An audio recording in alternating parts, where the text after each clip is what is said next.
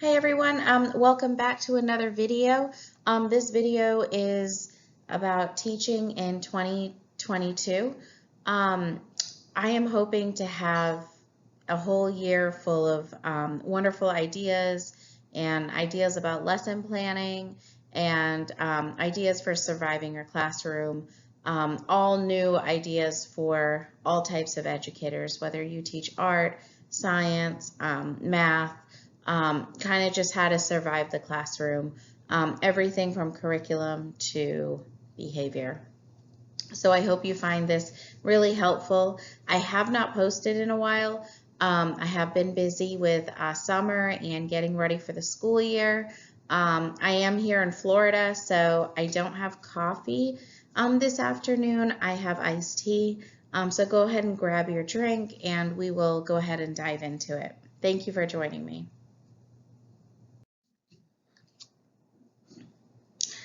So, hi, thank you for joining me for another video on classroom management. Those of you new to the channel, this channel is all about helping educators survive their classroom, and also I do have a whole series of art tutorials because I'm an art teacher. So there's some drawing tutorials, painting tutorials in there as well. So thank you for joining me for another video, and I'm so glad to see everyone's back. So this video is all about lesson planning. Sometimes it can be kind of daunting to put together a whole lesson plan, especially if you teach multiple grade levels.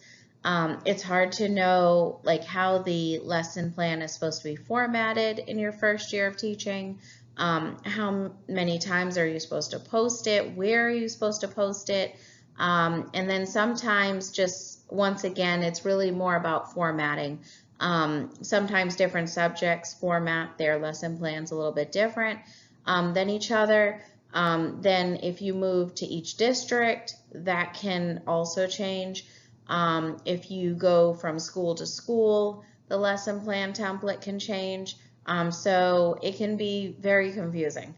And then some districts say, hey, create your own, and we're good with that. So it can go in every which way direction when you are first trying to put together a lesson plan. So some of the talking points for this video is just talking about kind of hopefully giving you some guidance on lesson planning. Not in any particular subject, but most lesson plans have the basic format. So I'm going to basically through this video talk about how to build a strong lesson plan, what are the important elements to even have. I'm hoping to provide you also some websites that you might be interested also in checking out. These websites literally help you build your own lesson plan. They have many different options. For me, being into the arts, I like different colors. Sometimes for my lesson plans, I like different formatting. I kind of enjoy playing around with the formats and coming up with many different variations. So over the last 10 years, I have kind of played around with formatting when it comes to lesson planning. That's kind of fun for me. Some teachers just like to stick with your basic formatting, and that's okay too. So you have to figure out what's kind of right for you. What is expected by each district and school? That can be very confusing, so I'm hoping to kind of go into that a little bit. And when and how you post your lesson plan, I'm hoping to give you some information about that. And then just to finish it off, because we are starting a new school year, I'm hoping to give you some ideas about some games you can play in class for students to kind of get to know each other as well. So the next slide is all about important elements of a lesson plan. So you definitely want to have your topic at the top. So for me, the only way to for me to show you how this kind of works is kind of relating it to kind of an art lesson plan. So for me, I always kind of say what unit I'm working on. So at the top, I would say like, okay, we're working on pop art this week, and it might go for a couple of weeks. And then you also want to have your benchmark and performance standards posted right on your lesson plan as well. Just the one you're going over for that whole week. Some teachers do like to post their benchmarks right on the board, just with a marker, and it's just up there the entire week. It stays up there. So going over about performance standards, these do change as you move from state to state. They do read very similar, like for art standards, they're very similar from one state to another, but then the coding and the numbering is a little bit, it has changed a little bit as you move state to state, and just the way it's worded sometimes.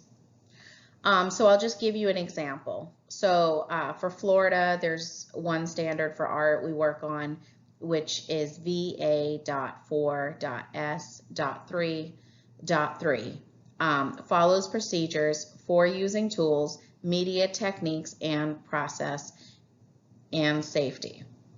So that's like not a sentence you would say to a student. They may not know what you're talking about. But really, for an educator reading that standard, it's just about basically showing the students how to use the tools in the classroom the correct way. And so I would integrate that into my lesson plan using that specific standard. So that's just like a little example. So the standards aren't usually worded in a way that the students even want to read them if you do post them on the board, because it's more for like educators to understand what they're teaching in the classroom at the time. You do also want to put kind of your intended outcomes for your lesson. So you want to kind of say what you want the result to be, what you want your students to have learned after you are finished teaching. You may want to post some instructional resources. So if you had pulled a few ideas from some websites, or if you found a great template for a worksheet for your students to use, you may just kind of briefly mention that in your lesson plan as well. Some educators also like to put basically the arrangement of their environment.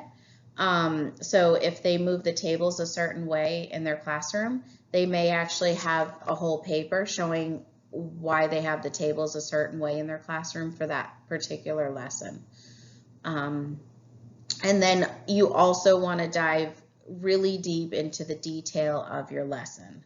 So all the way down to wording on your PowerPoint and slides, what you're saying, and then how you're delivering your actual instruction to your students. So just to give you an idea, for my basic lesson plan, that whether I've taught in Maine or Florida, and even at the preschool level, it helps me kind of organize all my thoughts in a kind of a simplified lesson plan. As an art person anyway. If I can help any other art educator out there, I'll just share a little bit. I always start off with my unit, so it'd be like pop art. Then I would tell the lesson, so I'd have one paragraph on exactly kind of a brief summary, if you were to walk into my classroom, what you're kind of seeing the kids learn. And then I post the standard underneath. I also mention the concepts that I'm basically teaching the kids. I just bullet point those because there's so many of them sometimes in a matter of 40 minutes that they're actually learning. Then I also put the learning goals, what I want them to walk out of the classroom learning. So those are called usually learning goals for the students. Because I'm an art teacher, I always mention the materials that the kids are going to have available for that lesson. I do like the I can statements. Those are ones you can post in your lesson plan. It's basically, if you were the student, are you able to kind of hit these standards leaving the room? So I'll give you an example. I can statements out of one lesson plan is like, I can use the primary colors to create secondary colors. I can identify warm and cool colors. I can create a tint and shade. I can create a piece of art using color theory. And lastly, I can apply creative solutions to solve an artistic problem. So those are all I can statements, kind of more in the perspective from the student. Vocabulary, I always list the vocabulary that I may mention in a PowerPoint that I'm teaching the students. And those I just do in quick kind of bullet points. Vocabulary, this is what we're going over this week. These are words you're going to hear if you step into my classroom for this particular lesson.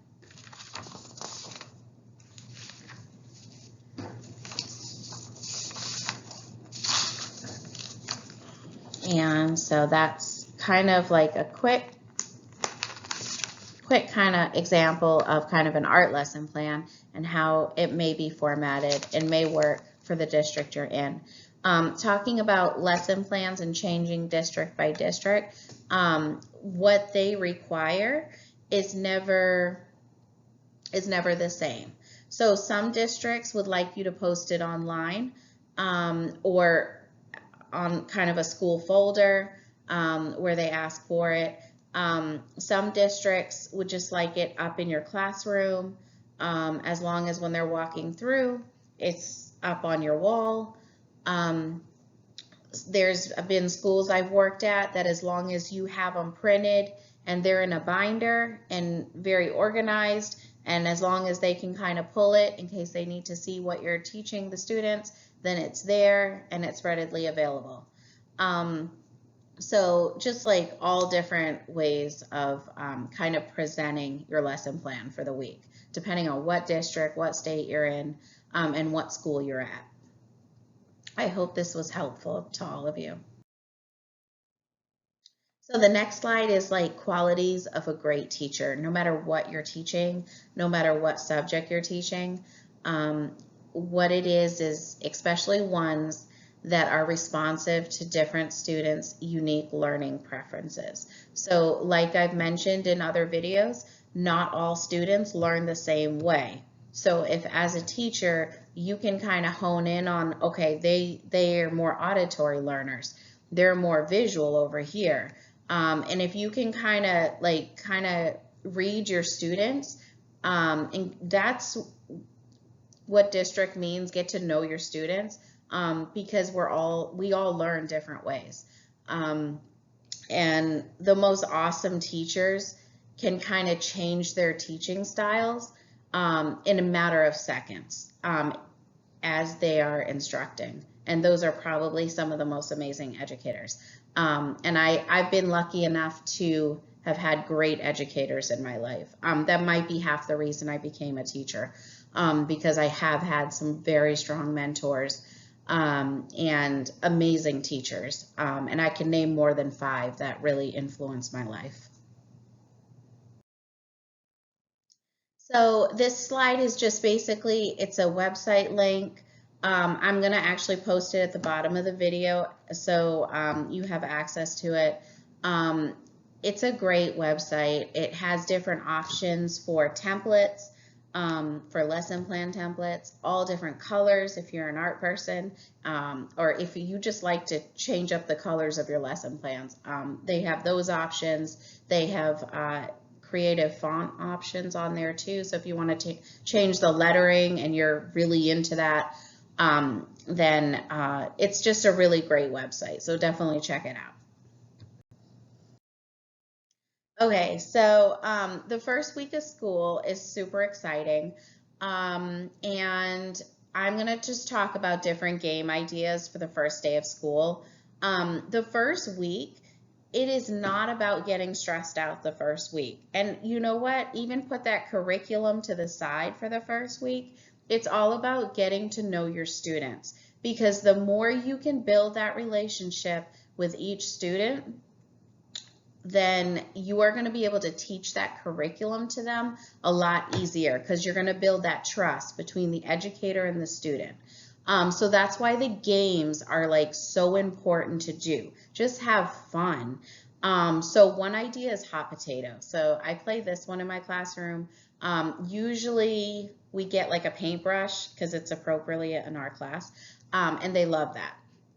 You basically tell them, okay, name your favorite ice cream flavor.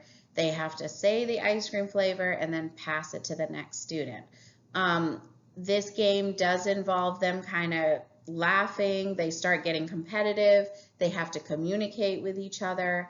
And it kind of gets everybody smiling and just comfortable in your classroom, because that's what you want as a teacher. You want your students to feel welcomed and feel comfortable in your classroom. Another great idea is question and answer. Just having a form on the table that says, what would you like to tell me about your family? Where do you live? Do you like to travel? What are your hobbies? Just simple questions. And they can either answer them or they can skip them. So you give them the option. Questionnaire form, very similar, question and answer. A scavenger hunt is another really fun way of engaging the students.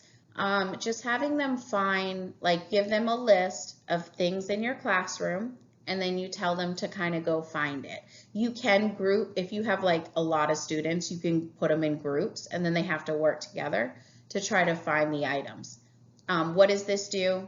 This helps them, once again, feel comfortable in the classroom.